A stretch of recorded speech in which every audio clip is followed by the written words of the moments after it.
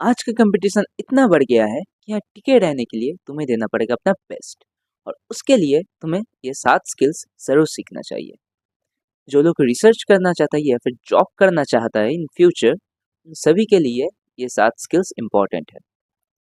और इस वीडियो के एंड में मैंने और भी कुछ स्किल्स ऐड किया है, सो एंड तक देखना। Let's begin. देखो, first and foremost thing is you have to learn the lab techniques of your core field. तुम जिस भी फील्ड में हो, चाहे जूलॉजी, बोटैनी या माइक्रोबायोलॉजी, तुम्हें अपने कोर फील्ड का जो लैब टेक्निक्स है, जो बेसिक्स है, उन्हें अच्छे से सीखना है। लाइक फॉर माइक्रोबायोलॉजी, तुम्हें कैसे कल्चर प्रिपेयर करना है, या फिर कैसे मीडिया प्रिपेयर करना है, या फिर कैसे सेल्स को स्टेन करना है, या बेसिक माइक्रोस्कोपिक टेक्निक्स, ये सब सीखना बहुत ज़रूरी है। क्योंकि जब तुम हायर स्टडीज में एडवांस लैब टेक्निक सीखोगे, तब ये जो बेसिक टेक्निक्स है, इनका नॉलेज बहुत काम आएगा। देखो यार, तुम जिस भी स्ट्रीम में हो बायोलॉजी का, तुम्हें बेसिक बायोकेमिकल और मॉलिक्यूलर टेक्निक्स जरूर सीखना है। जैसे कि क्रोमेटोग्राफी, जेल इलेक्ट्रोफोरेसिस, ब्लॉटिंग, या फिर बहुत सारे इम्यूनोलॉजिकल टेक्निक्स। इन सभी का एप्लीकेशन पूरे बायोलॉजी फील्ड में बहुत जगह पर होता है।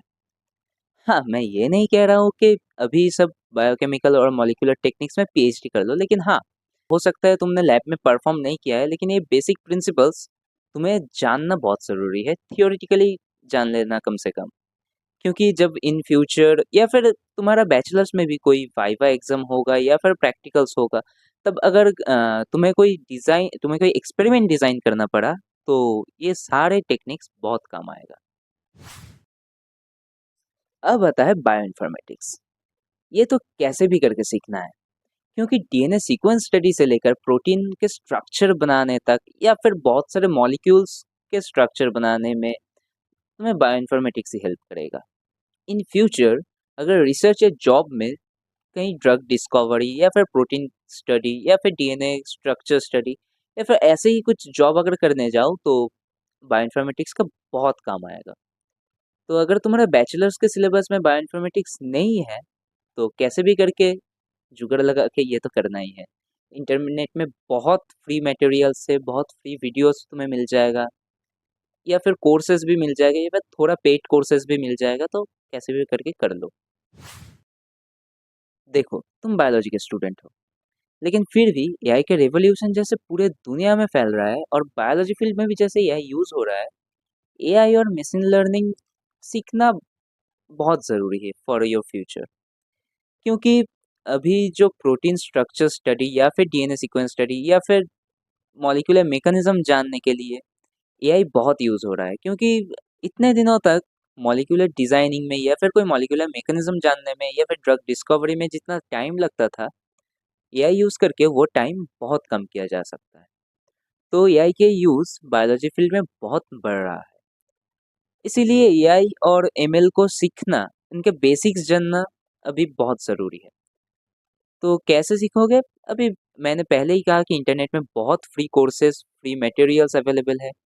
या स्कूल में तुम्हारे बहुत दोस्त थे, जो कि अभी कंप्यूटर साइंस में है, या फिर इलेक्ट्रॉनिक्स में है, या फिर ऐसे ही कोई टेक्नोलॉजिकल फील्ड में है। उनसे हेल्प लो।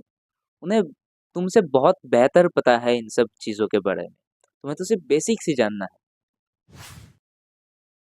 अभी तुम लोग कहोगे, भैया हमें तो लिखना आता है, हम स्कूल में बहुत लिखे हैं। लेकिन यार, साइंटिफिक राइटिंग और एसे राइटिंग सेम नहीं होता है। साइंटिफिक राइटिंग में तुम्हें कंसाइजली तुम्हारे सारे टॉपिक्स को लिखना है। लेकिन ये भी नहीं कि छोटा लिख रहे हो इसका मतलब तुम इन्फॉर्मेशंस भी कम दे रहे हो। तुम्हें छोटा भी लिखना है, इन्फॉर्मेशंस भी पूरा देना है। सो इसे प्रैक्टिस करना बहुत ज़रूरी है। और साइंटिफिक राइटिंग सीखने का बहुत आसान तरीका है कि स्टैंडर्ड बुक्स पढ़ो। बहुत सब्जेक्ट्स का अलग अलग स्टैंडर्ड बुक्स आता है, उन्हें पढ़ो। या फिर किसी टॉपिक्स के ऊपर, बहुत सारे टॉपिक्स, तुम्हारा पसंद के कोई टॉपिक्स के ऊपर तुम रिसर्च पेपर्स पढ़ो। इनसे तुम्हें आइडिया लगेगा कि कैसे साइंटिफिक राइटिंग लिखा जाता है। अब आता है रीडिंग स्किल। देखो, अगर कोई टॉपिक तुम्हें इन डेप्थ जानना है, तो उसके लिए स्टैंडर्ड बुक्स या रिसर्च पेपर से बेहतर कुछ नहीं होता है। अपने सीनियर्स के साथ या फिर प्रोफेसर्स के साथ बात करो। फिर सारे सब्जेक्ट्स का जैसे कि molecular biology, genetics, cell biology, इन सब का बहुत सारे स्टैंडर्ड बुक्स है जो बड़े-बड़े रिसर्चर्स ने लिखा है। उन बुक्स को पढ़ो, उनसे टॉपिक्स को बहुत डिटेल में जानना सीखो और इससे तुम्हें साइंटिफिक राइटिंग्स का भी आइडिया लग जाएगा।